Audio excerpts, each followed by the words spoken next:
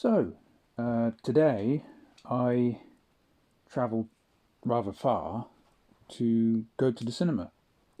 I haven't been to the cinema for a long time, and I have never really had any interest in going to the cinema because there was never anything that's really worth watching, especially in this day and age. There's never anything that really catches my attention anymore.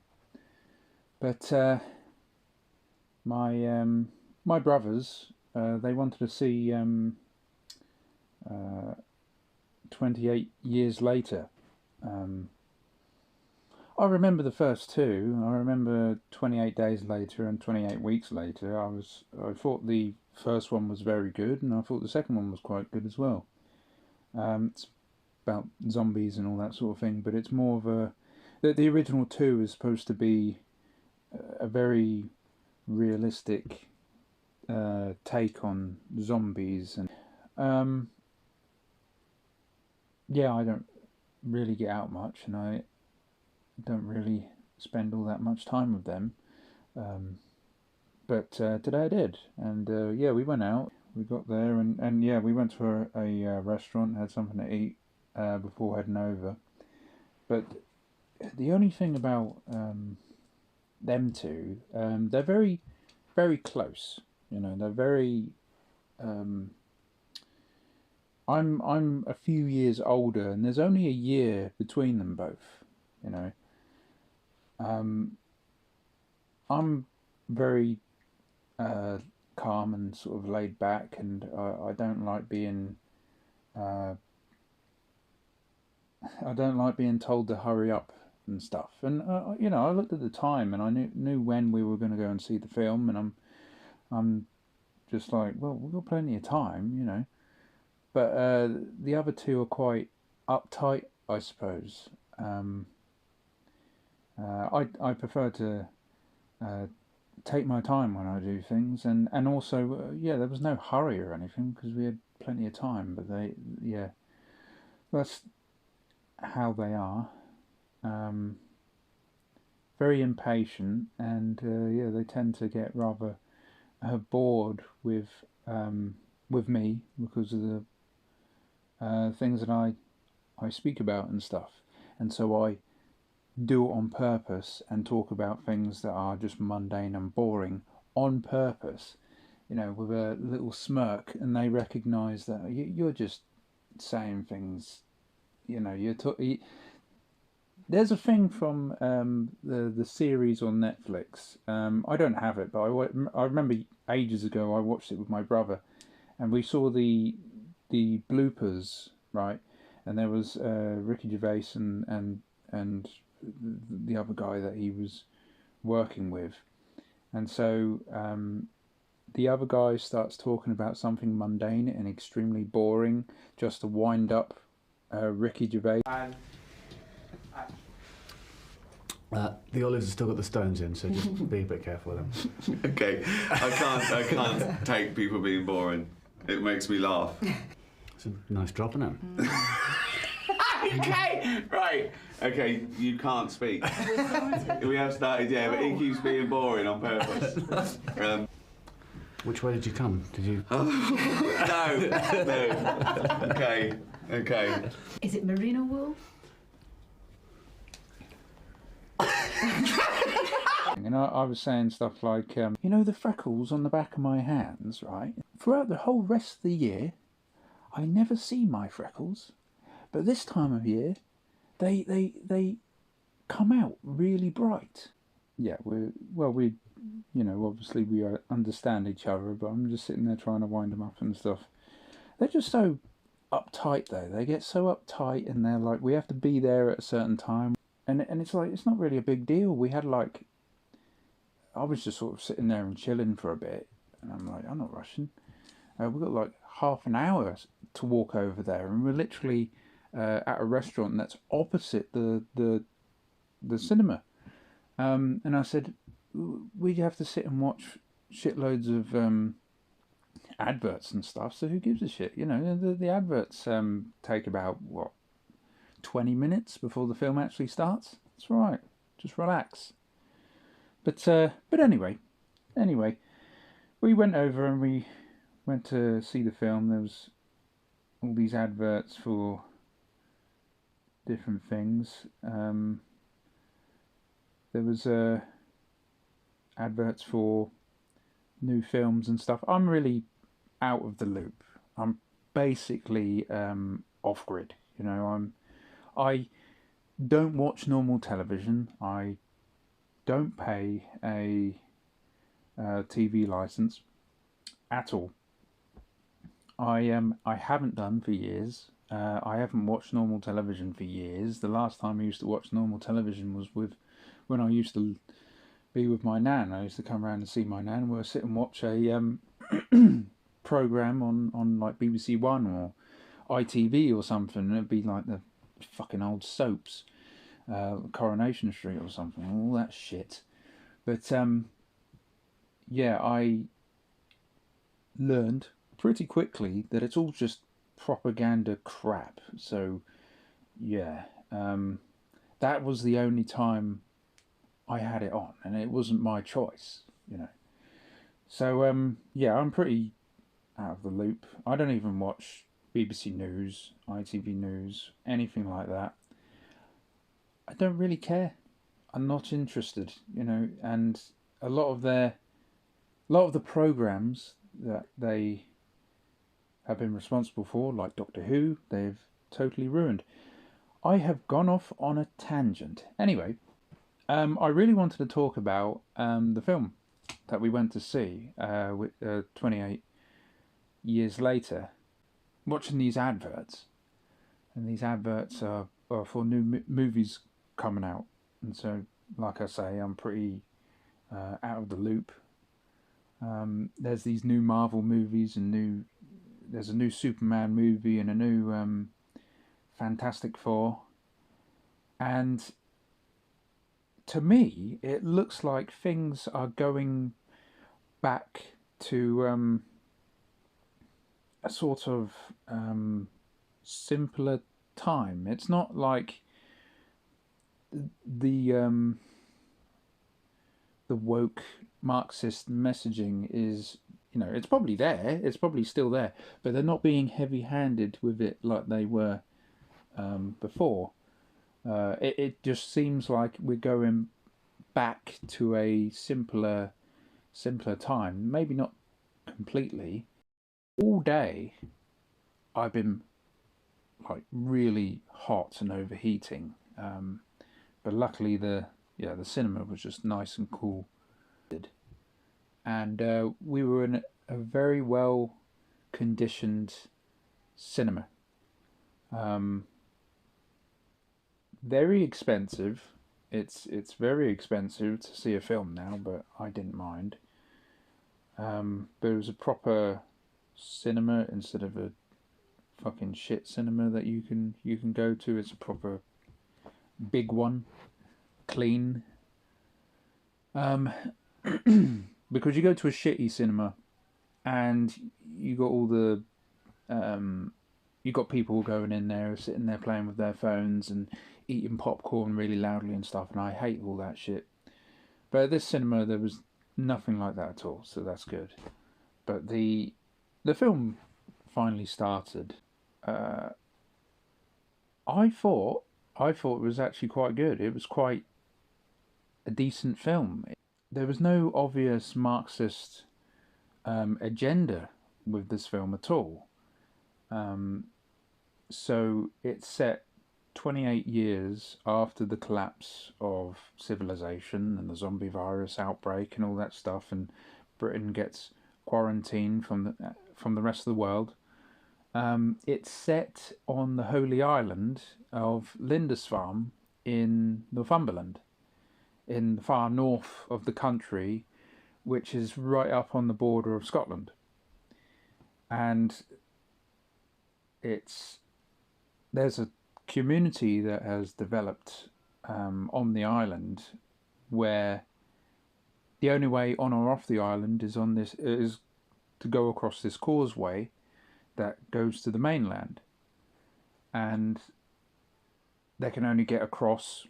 The causeway is only crossable when the tide is low. Obviously, other points of the day, the tide rises and stuff. And what I noticed about this community on this island is that they has tradition and family values and all this sort of thing. And I also noticed that Britain, the survivors of this situation was,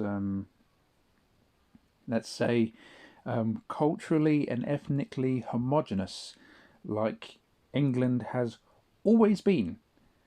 And the film didn't feel the need to cram in loads of diversity. The only diversity in the film was a Swedish soldier. But I'll get to that in a minute. So the community was, it's quite a traditional community where they're all working together. They're all, cultivating crops, but they've also taught the next generation how to use a bow, how to defend themselves with knives, and how to survive out in the wild and use bushcraft and all that sort of thing. That was really interesting. And you also, it doesn't go too much into it, it doesn't go too much in depth into it, but you see just enough to know exactly how how their society works, where they raise them and they educate them as best that they can, and they allocate them appropriate job roles. You also get the impression that there is traditional gender roles as well, which is encouraged. And on the wall it showed all these different occupations that they could have, but they were all made to learn how to defend themselves and look after themselves. And what I found very interesting about the film is that it intercut with these scenes of these kids training with the bow, scenes from 1948 Laurence Olivier film Henry V. was scenes from that film was intercut into the training of these children, and I thought that was a very interesting choice. And also black and white footage of British soldiers from World War One, World War Two, marching, and so they're showing all of this, and you would assume that because this is a modern movie, that they are trying to show this society as something negative and toxic masculinity, whatever else. No, it's showing that this society is necessary, and that was very interesting for a film of this day and age. They were showing a strong society with social cohesion, with traditional gender roles, with showing things from the past not in a negative light, and I was very impressed by that. I was very surprised by this film. There's probably plenty of problems with this film, mainly because I remember in the first film, I think that a more realistic depiction of zombies, they showed, because there was no one else to feast on and hunt and stuff, and they started getting skinny and dying in the English countryside. And so if they're all dying off, then how can they get to a point where they've evolved and became like these hench alpha zombies, which is quite clearly taken from other zombie stuff, which is kind of disappointing because 28 days, 28 years later, it's all its own. It's its own thing, you know. But it's taking ideas from, you know, Special Infected. Basically, it's taking that idea from other stuff. Evolved zombies. These alphas are supposed to be really powerful, really strong, and they can endure many arrows and stuff before they die. There's a lot of stuff I really like about this film. There was the father of the, so you got these two characters. You've got this father and son, and they leave the village for the first time and go to the mainland across the causeway, and it establishes the alphas and as the special infected, the evolved ones. And biggest issue is with this film is that I personally never felt any suspense or tension at all. There was one moment where they do a jump scare. I'm never fazed by jump scares at all, but the only jump scare in the movie is where a fox runs past them as it leaves an abandoned house, and that's it. And that's so it makes this really loud noise to make everybody jump.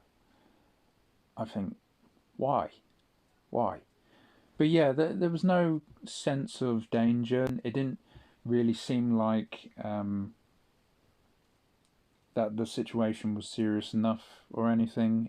Because they would shoot ordinary infected and kill them in one shot.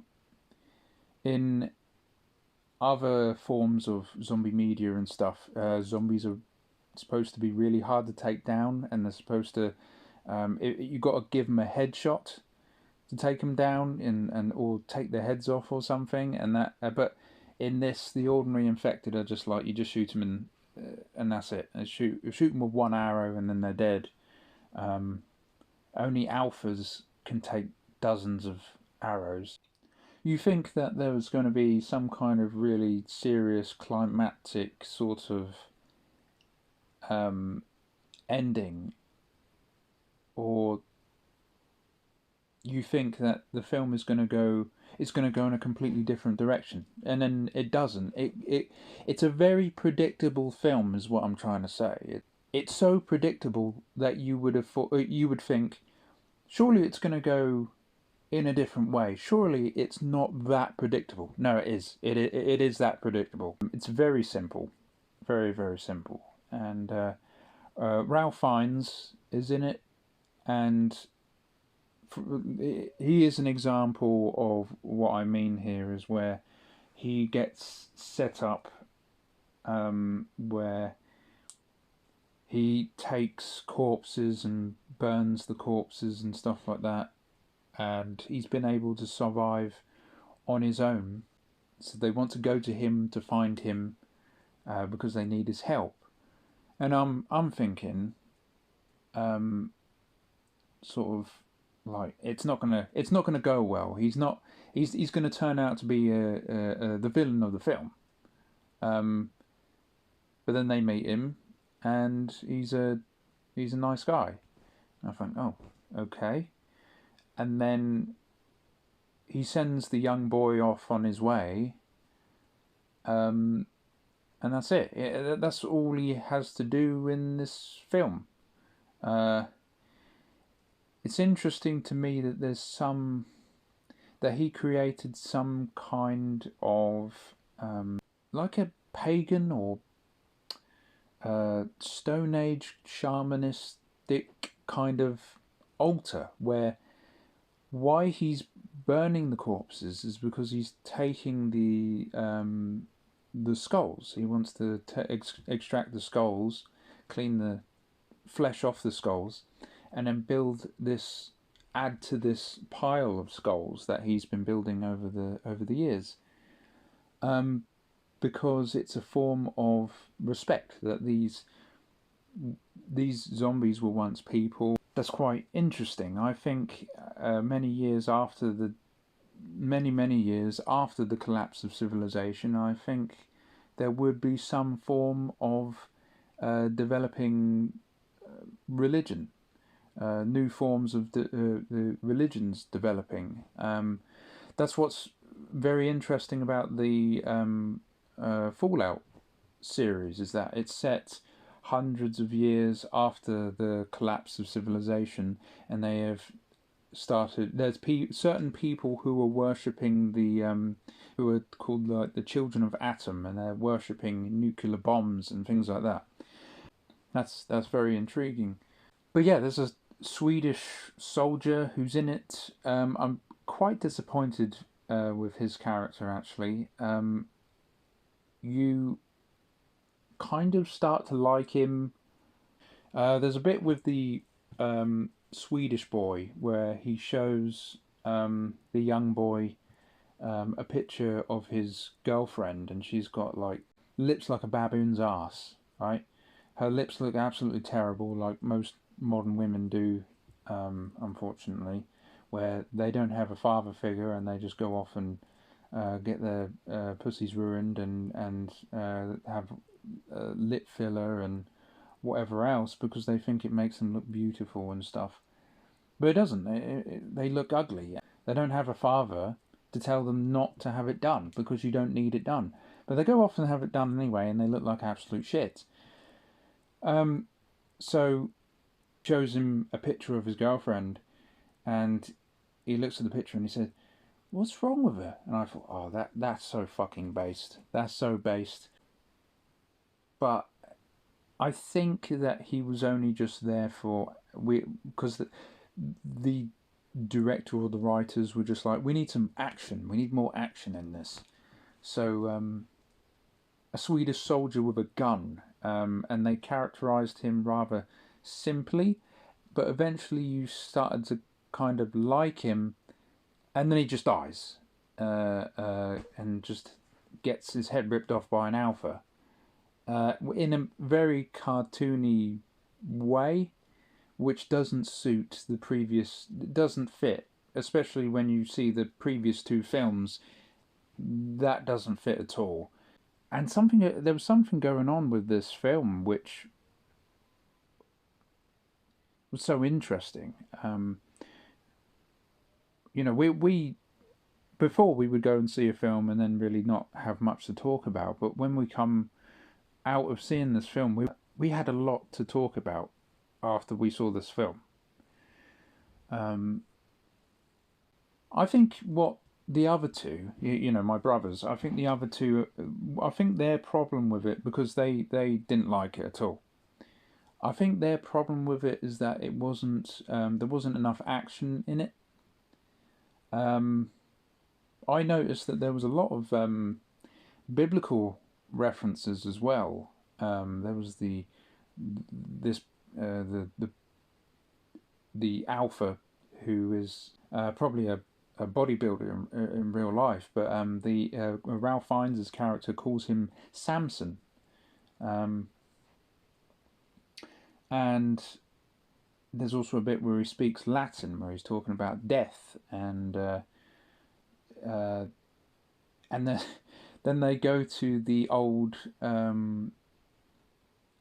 Shell petrol station, and the S is missing, and it says hell.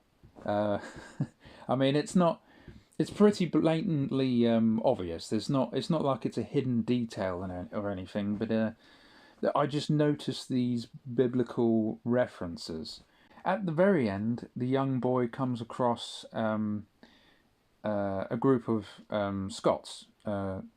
So that's another bit of diversity, I suppose. However, it's the first part of it seems like of a bigger story. The film starts, there's an opening sequence where it's set in Scotland, where this young boy is running away from zombies as the outbreak first starts, and he runs to a church to try and find his father, and then his father gives him a cross. And there you go, there's more biblical stuff going on there. But he gets a cross necklace, and then he runs off into the woods. Finally reach Ralph Fiennes' character. I was sitting there thinking, okay, Are we ever going to explain what was the point of the opening sequence then? Are we going to get to that at all? We do, right at the very end, but then the film ends. So, to me, it suggests that this is just the first part of a bigger story. What they intend to do with the whole story, if you end up watching the whole story, say if it's a trilogy, I don't know what they plan to do, but say if it's a trilogy or whatever, and you watch all three and see what the whole story is, then it's just a load of shit. It could be that could be the case. But so far, the first part, I would say, was pretty decent. Whether the filmmakers realise it or not, I made a film that was rather based